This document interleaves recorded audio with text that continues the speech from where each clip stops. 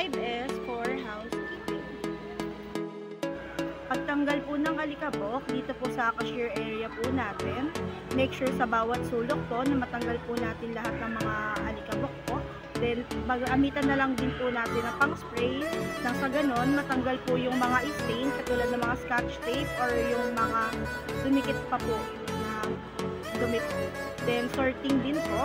Then, dito din po, pag-cleaning po ng business glass po natin. Make sure na every corner po and every sulak po is matanggalan po natin ng mga stain po. Then, pati na rin po dito po sa mga brochures po natin, ida-dusting po muna natin siya para matanggal yung alikabok. Then, saka po natin siya i-sprayan po ng glass cleaner po.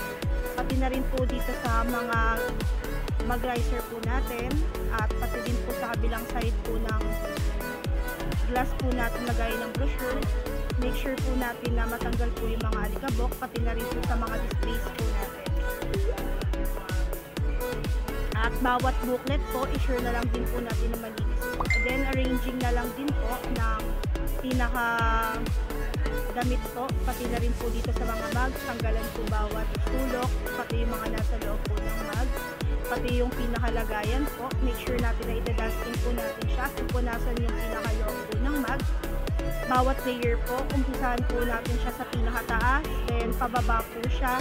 Nang sa ganon, yung mga alikabok po is hindi mapunta po sa ibang display po natin. Kaya simulan po natin sa pinakataas.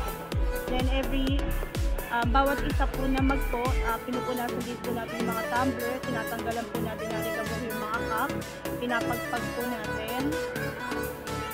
Pati din po yung pinakalagayan po natin ng mga display. Bawat isa po is pinapagpag po para mawala po yung mga dumi na kapag ginawakan ni customer is malinis na po siya. Pati din po dito po sa mga canvas po, tatanggalan po natin ang alikabok, pati din po yung mga lagayan.